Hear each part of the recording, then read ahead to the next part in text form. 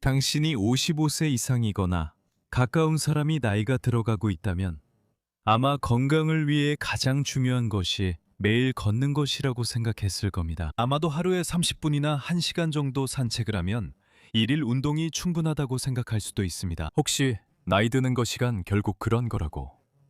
해마다 몸이 조금씩 약해지고 더 이상 할 수 있는 게 별로 없다고 생각할 수도 있습니다. 하지만 대부분의 사람들이 모르는 한 가지가 있는데 그게 바로 당신의 노화 과정을 크게 바꿀 수 있습니다. 당신이 걷는 속도는 당신이 얼마나 오래 살지를 꽤 정확하게 예측해 줍니다. 이건 책에 나온 문장이 아니라 92개의 서로 다른 연구와 65세 이상의 거의 6천 명의 노인을 분석한 체계적 검표에서 나온 말입니다. 그리고 좋은 소식은 이걸 개선할 수 있다는 겁니다. 이번 영상에서는 바로 이 점에 대해 이야기할 겁니다. 왜 천천히 걷는 것이 신호가 되는지 알아보겠습니다. 이것은 겉보기보다 더 심각한 신호입니다. 60세 이후 걷기만으로는 충분하지 않은 이유를 모두가 그 반대라고 말해도 알아보겠습니다. 그리고 92개의 연구를 검토한 결과 보행에 가장 큰 효과가 있었던 3가지 구체적인 운동에 대해서도 알아보겠습니다. 이 3가지 운동은 집에서 할 수 있고 헬스장이나 비싼 장비 없이도 가능합니다. 먼저 데이터를 보면 선진국 65세 이상 인구의 약 절반이 초당 0.8m 미만으로 걷습니다. 이 속도는 기능적으로 볼 수 있는 최소 속도입니다. 그 이하로 걷게 되면 조기에 사망할 위험이 매우 뚜렷하게 증가합니다.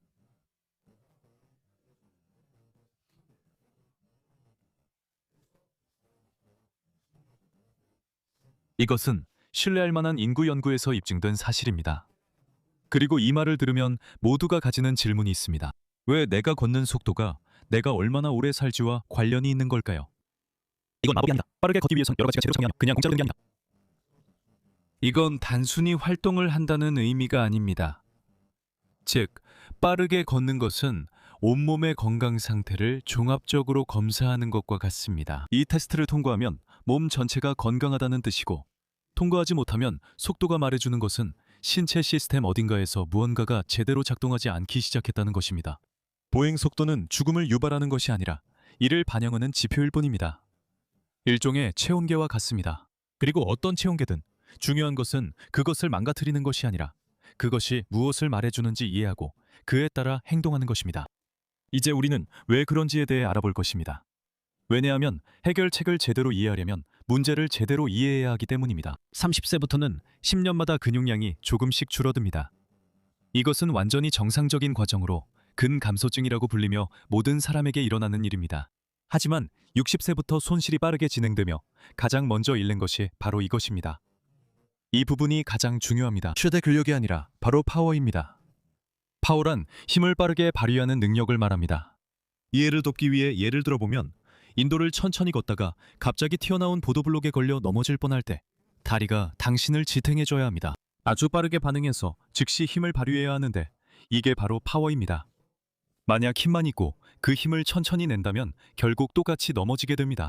그래서 근육이 있다고 해서 충분하지 않고 반응하는 근육, 빠르게 힘을 낼 수 있는 근육이 필요합니다. 그것은 특정 훈련을 통해서만 길러질 수 있으며 그 훈련이 바로 지금 볼 내용입니다. 계속 보시죠. 연구를 살펴보겠습니다. 마리아나 윙굿이라는 연구자와 그녀의 팀이 아주 대단한 일을 했습니다. 2026년에 마리아나 윙굿과 그녀의 팀은 노인들의 근력 훈련과 보행에 관한 거의 모든 과학 논문을 수집했습니다. 10개나 90개가 아니라 거의 6,000개의 연구를 모았고 평균 연령은 73세였습니다. 참가자들을 대상으로 모든 것을 검토해서 아주 구체적인 질문에 답하려고 했습니다. 노인이 근력 훈련을 하면 보행이 개선되는가, 그렇지 않은가? 그리고 만약 개선된다면 어떤 종류의 운동이 가장 효과적인가요?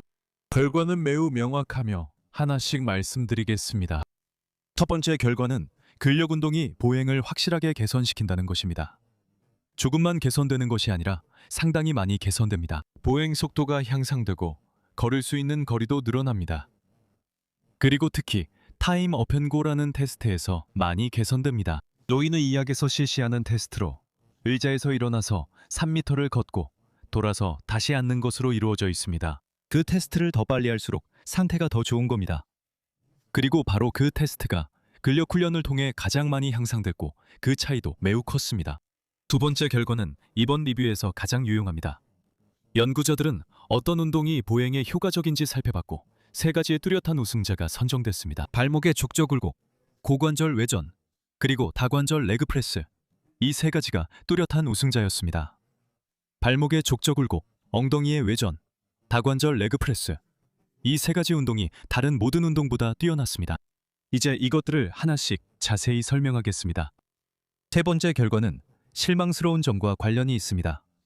근력 훈련 도구로 사용된 탄력 밴드는 제한적이거나 거의 효과가 없는 것으로 나타났습니다. 이 말씀을 드리는 이유는 탄력 밴드가 상담에서 노인분들께 가장 자주 제공되는 도구이기 때문입니다. 그리고 탄력 밴드가 전혀 쓸모없다는 뜻은 아닙니다.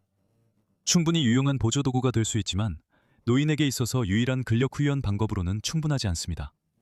왜냐하면 근육에 도전할 만큼 충분한 부하를 만들어내지 못하기 때문입니다. 근육이 성장하고 힘을 빠르게 내는 능력이 생기려면 반드시 근육에 도전을 줘야 합니다. 명확한 그림으로 확실히 기억에 남게 설명해 드리겠습니다. 60세 이후에 운동을 하지 않는 당신의 몸은 마치 차고에 세워두고 매일 주차 공간을 잃지 않으려고 5m만 움직이는 자동차와 같습니다. 시간이 지나면 그 자동차는 어떻게 될까요? 엔진이 굳고 배터리가 방전되고 브레이크가 고착되고 이런 일들은 자동차가 오래돼서가 아니라 제대로 사용하지 않아서 생기는 겁니다. 노인이 매일 30분씩 걷는 것은 그 자동차를 5m 움직이는 것과 같습니다. 물론 아무것도 안 하는 것보다는 낫지만 진짜 엔진이 켜지는 건 아닙니다. 진짜 엔진이 켜지려면 가속 페달을 밟아야 합니다. 그리고 노인에게 가속 페달을 밟는다는 것은 바로 이것. 무게를 이용해 근력 운동을 하고 근육에 충분한 자극을 주는 것입니다. 그래서 매일같이 열심히 걷는 사람들이 많지만 세월이 지나면서 나이가 들고 넘어지고 자립성을 잃는 경우가 많습니다. 걷는 게 좋은 걸까요? 물론 좋죠. 하지만 걷기만으로는 충분하지 않습니다. 그럼 이제 92개의 연구를 검토한 결과 보행에 가장 큰 영향을 준 세 가지 대표 운동을 알아보겠습니다. 이 세 가지 운동은 모두 집에서 특별한 도구 없이 할 수 있습니다. 첫 번째는 발목의 족저 굴곡 운동으로 많은 사람들이 뒤꿈치 들기로 알고 있습니다. 간단해 보일 수 있지만 올바른 자세로 하는 것이 매우 중요합니다. 벽이나 의자의 등받이 앞에 서서 손을 가볍게 대고 균형만 잡아줍니다. 힘을 주지 않고 손은 반지 균형을 유지하는 용도입니다. 발을 엉덩이 너비로 벌리고 그 상태에서 천천히 발끝으로 올라갑니다. 위에서 1초간 유지하고 천천히 조절하면서 내려옵니다. 갑자기 떨어지지 않도록 주의하세요. 천천히 내려가는 것과 힘차게 올라가는 것이 순발력을 기르는 두 가지 방법입니다. 10회씩 2, 3세트로 시작하세요. 잘하면 종아리가 화끈거리는 느낌이 들 텐데 그게 바로 근육이 제대로 운동하고 있다는 신호입니다. 내려가세요. 그 10회가 쉬워지기 시작하면 15회로 늘리고 그 다음에는 20회로 늘리세요. 그 다음에는 한쪽 다리로만 하세요. 그리고 한쪽 다리도도 쉬워지면 등에 무거운 것이 들어있는 백팩을 메고 하세요. 진행은 계단처럼 하나씩 차근차근 올라가는 것입니다. 한 번에 10번째 계단으로 갈 수 없습니다. 두 번째는 고관절 외전 운동으로 걸을 때 골반을 안정시키는데 매우 중요합니다. 실제로 노인분들의 낙상의 대부분은 골반이 옆으로 기울어지기 때문에 발생합니다. 몸이 통제력을 잃게 되는 거죠. 멍 옆에 서서 한 손을 벽에 대고 균형을 유지하세요. 그 상태에서 반대쪽 다리를 바깥쪽, 옆으로 천천히 벌려줍니다. 이건 발차기가 아니라 통제된 동작입니다. 다리를 약 30-40cm 정도 들어 올리고 위에서 1초간 유지한 후 다시 천천히 내립니다. 그리고 많은 사람들이 놓치는 아주 중요한 디테일이 있습니다. 상체를 한쪽으로 기울이지 말고 발끝도 바깥쪽으로 향하게 하지 마세요. 예시에서 보듯이 항상 발끝이 정면을 향해야 합니다. 그래야 엉덩이 옆쪽, 즉 대전자 위쪽에서 수축을 느낄 수 있습니다. 바깥쪽으로 움직이는 다리가 중요합니다. 그리고 아주 중요한 디테일은 다리가 움직이면서 엉덩이도 같이 움직인다는 점입니다. 완벽해요. 제대로 운동하고 계십니다. 그리고 다음 단계로 양쪽 각각 10회가 너무 쉽다고 느껴지면 발목에 무게를 추가하거나 아니면 발목 주위에 탄력 밴드를 감아서 운동 강도를 높일 수 있습니다. 세 번째 운동은 이 세 가지 중에서 가장 중요한 운동인 다관절 레그 프레스입니다. 집에는 레그 프레스 기계가 없으니까 가장 비슷하고 효과적인 방법으로 변형해서 의자에 앉았다 일어나는 스쿼트로 대체할 거예요. 의자를 등지고 서서 발은 엉덩이 너비로 벌리고 팔은 앞으로 뻗어서 균형을 잡아줍니다. 무릎과 고관절을 동시에 굽히면서 마치 앉으려는 것처럼 아주 천천히 내려갑니다. 의자에 털썩 앉지 말고 엉덩이로 살짝 닿기만 한 뒤 다시 올라옵니다. 이때 발 뒤꿈치로 바닥을 밀어 올리세요. 주의할 점이 있습니다. 무릎은 항상 두 번째 발가락 위에 있어야 하며 안쪽이나 바깥쪽으로 너무 치우치지 않도록 하세요. 고관절, 무릎, 두 번째 발가락이 일직선이 되도록 잘 정렬하세요. 그리고 허리는 곧게 펴고 가슴을 최대한 위로 내밀어 주세요. 천천히 통제하면서 내려가고 힘차게 올라오세요. 바로 그 힘차게 올라오는 동작이 순발력을 기르는 것이고 이 순발력이 실제 상황에서 넘어지는 것을 막아줍니다. 10회씩 2, 3세트로 시작하세요. 10회가 쉬워지면 15회로 늘리고 15회도 쉬워지면 20회까지 할 수 있습니다. 20회도 쉬워지면 더 힘들게 하려면 등에 무거운 배낭을 메고 운동하세요. 그리고 나서도 계속 난이도를 높일 수 있습니다. 왜냐하면 우리 몸은 90세가 될 때까지도 운동 자극에 계속 반응하기 때문입니다. 이것은 수많은 연구에서 입증된 사실입니다. 포기하지 마세요. 어느 나이부터는 더 이상 근력을 키울 수 없다는 생각은 완전히 잘못된 것입니다. 일주일에 얼마나 해야 할까요? 연구에 따르면 효과적인 운동은 주 2, 3회가 적당합니다. 매일 할 필요 없으며 일주일에 두세 번 하고 세션 사이 최소 하루는 쉬어 근육이 회복하고 적응할 수 있도록 하세요. 여기서 제가 상담에서 자주 사용하는 한 가지 개념이 있습니다. 운동은 햇볕을 쬐내는 것과 비슷하게 작용합니다. 여름이 처음 시작된 날에 3시간 동안 햇볕 아래 누워 있으면 화상을 입고 일주일 내내 집에 있어야 하며 결국에는 피부가 그을리지도 않습니다. 하지만 첫날에 15분만 하고 쉬었다가 셋째 날에는 20분, 여섯째 날에는 25분 이렇게 하면 한 달 후에는 피부가 잘 적응해서 건강하게 그을리게 됩니다. 운동도 똑같이 작용합니다. 처음에는 조금만 시작하고 꾸준히 하면서 천천히 늘려가세요. 특히 나이가 많은 분들에게는 꾸준함이 항상 강도보다 더 중요합니다. 여기까지 오면 지금 무슨 생각을 하고 있는지 잘 압니다. 하지만 나는 나이가 많으니까 이게 나한테 해가 되진 않을 거야. 사실은 그 반대입니다. 당신에게 해가 되는 것은 운동하지 않고 근육이 위축되며 매일 텔레비전만 보는 것입니다. 근력 운동을 하는 사람들은 넘어지는 일이 적고 더 좋은 휴식을 취하게 됩니다. 이건 수많은 연구를 통해 입증된 사실입니다. 해야 할 유일한 것은 아주 점진적으로 시작하고 좋은 자세로 자신의 느낌을 존중하는 것입니다. 만약 어떤 운동이 날카로운 통증을 유발한다면 멈추세요.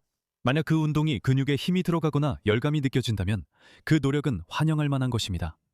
그리고 만약 머릿속에서 나이가 들어서 이제는 안 돼 라는 목소리가 들린다면 꼭 알아두셨으면 합니다. 오늘 제가 말씀드린 연구들의 평균 연령은 73세이고 많은 참가자들이 80세를 넘었습니다.